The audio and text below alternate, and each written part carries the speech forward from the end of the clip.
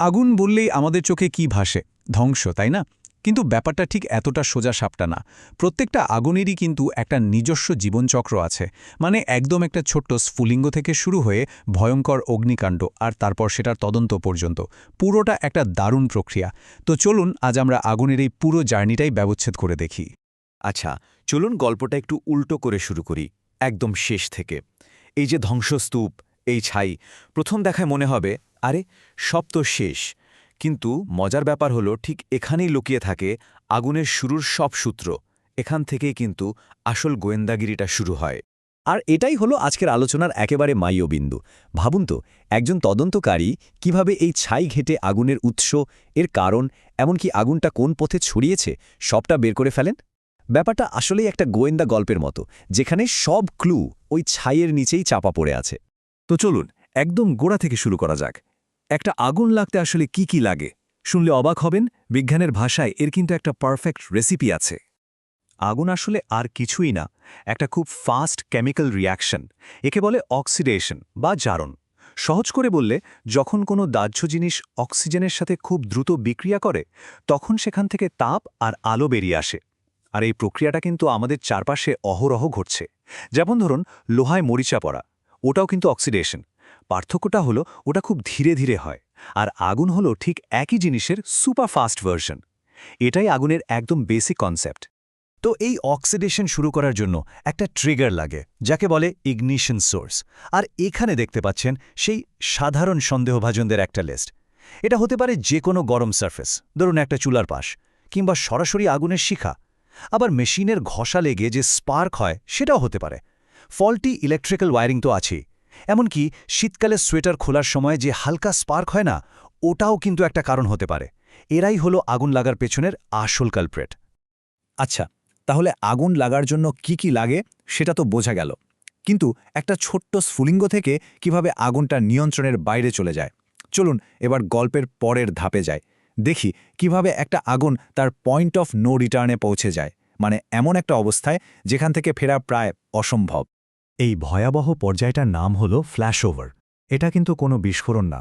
ব্যাপারটা হলো, যখন একটা বন্ধ ঘরের তাপমাত্রা বাড়তে বাড়তে এমন একটা পর্যায়ে চলে যায় যে ঘরের প্রায় সব দাহ্য জিনিস, মানে ধরুন আসবাবপত্র, পর্দা, কার্পেট, সবকিছু প্রায় একসঙ্গে দাউ দাউ করে জ্বলে ওঠে। প্রসেসটা কিন্তু সাংঘাতিক দ্রুত ঘটে। প্রথমে দেখুন, আগুন থেকে যে গরম ধোঁয়া আর গ্যাস তৈরি হয়, সেটা ওপরে উঠে ঘরের ছাদে জমা হতে থাকে। এরপর এই গরমের স্তরটা একটা বিশাল রেডিয়েটরের মতো কাজ করে আর নিচের সব কিছুকে গরম করতে শুরু করে। একটা সময় ঘরের প্রত্যেকটা জিনিস থেকে দাহ্য গ্যাস বের হতে শুরু করে, আর তারপর হঠাৎ করেই পুরো ঘরটা একসঙ্গে জ্বলে ওঠে। আর এই ফ্ল্যাশওভার হয় সাধারণত 500 থেকে 600 ডিগ্রি সেলসিয়াস তাপমাত্রায়। একবার ভাবুন তো, তাপমাত্রাটা কতটা ভয়ঙ্কর! এই গরমে একটা গোটা ঘর আস্ত একটা জ্বলন্ত চুল্লিতে পরিণত হয়ে যেতে পারে। ব্যাপারটা যে কতটা ভয়ঙ্কর সেটা ফায়ার ফাইটারদের অবস্থা ভাবলেই বোঝা যায়। ফ্ল্যাশওভার তাদের জন্য সবচেয়ে বিপজ্জনক মুহূর্তগুলোর একটা। তাদের যে স্পেশাল প্রোটেক্টিভ গিয়ার থাকে, সেটা ওই মারাত্মক তাপে মাত্র 7 থেকে 10 সেকেন্ডের বেশি সুরক্ষা দিতে পারে না। এই কয়েক সেকেন্ডের মধ্যেই তাদের ওখান থেকে বেরিয়ে আসতে হয়, না হলে এই বিপদ। তাই ফ্ল্যাশওভারের লক্ষণগুলো বোঝাটা তাদের জন্য জীবন মরণের প্রশ্ন হয়ে দাঁড়ায়। অনেকেই ফ্ল্যাশওভার আর ব্যাকড্রাফটকে এক করে ফেলেন, কিন্তু দুটো একদম আলাদা জিনিস। মনে রাখবেন, ফ্ল্যাশওভার হয় তাপের কারণে, যখন ঘরের সব জিনিস একসঙ্গে জ্বলে ওঠে। আর ব্যাকড্রাফট হয় অক্সিজেনের অভাবে, মানে একটা বন্ধ ধোঁয়ায় ভরা ঘরে যদি হঠাৎ করে দরজা খুলে অক্সিজেন ঢুকে যায়, তখন একটা বিস্ফোরণ হয়। সেটাই হলো ব্যাকড্রাফট। তাহলে আমরা দেখলাম ফ্ল্যাশওভার কিভাবে তাপের কারণে একটা আগুনকে বিধ্বংসী বানিয়ে দেয়, আর এটা ব্যাকড্রাফট থেকে কতটা আলাদা। আচ্ছা, আগুন তো নিভে গেল, কিন্তু এরপর কেয়স শেষ হয়ে শুরু হয় একটা খুব ঠান্ডা মাথার কাজ, আর সেটা হলো তদন্ত। চলুন এবার দেখি বিশেষজ্ঞরা কিভাবে ছাই ঘেঁটে আগুনের আসল গল্পটা বের করে আনেন। আগুন নিভলেই সাথে সাথে পুরো জায়গাটা একটা ক্রাইম সিনের মতো ঘিরে ফেলা হয়, কারণ এখানকার প্রত্যেকটা জিনিস, প্রত্যেকটা পোড়া দাগ এক একটা গুরুত্বপূর্ণ ক্লু। তদন্তকারীদের কাজটা ঠিক এখান থেকেই শুরু হয়। আর তদন্তকারীরা কিন্তু আন্দাজে কোনো কাজ করেন না। তাদের একটা নির্দিষ্ট রুল বুক আছে, যার নাম NFPA 921। এটা আগুন তদন্তের জন্য একটা বিজ্ঞানভিত্তিক গাইডলাইন, যা সারা পৃথিবীতেই ফলো করা হয়। এখানে পুরো প্রক্রিয়াটা খুব সহজভাবে দেখানো আছে। এটা একদম সায়েন্টিফিক মেথড ফলো করে চলে।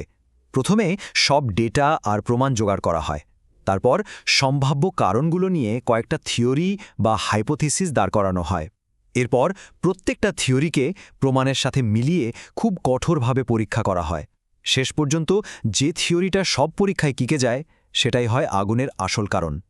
কিন্তু এই তদন্ত শুধু কি হয়েছিল তা জানার জন্য না, এর আসল উদ্দেশ্য হল ভবিষ্যতে যেন এমন ঘটনা আর না ঘটে সেটার ব্যবস্থা করা। আর যদি এর পেছনে কোনো অপরাধমূলক উদ্দেশ্য থাকে তাহলে দোষীকে খুঁজে বের করে বিচারের আওতায় আনা। জীবন আর সম্পত্তি রক্ষার জন্য এই কাজটা যে কতটা জরুরি তা তো বোঝাই যাচ্ছে। তো আমরা দেখলাম তদন্তকারীরা কিভাবে সায়েন্টিফিক পদ্ধতি ব্যবহার করে আগুনের কারণ খুঁজে বের করেন। কিন্তু চলুন এবার একদম শেষ পর্বে একটা অদ্ভুত কেস দেখা যাক। এমন একটা আগুন যার পেছনে কোনো কালপ্রিট নেই, কোনো বাহ্যিক ইগনিশন সোর্সই নেই। ব্যাপারটা বিজ্ঞানের এক দারুণ মারপ্যাচ।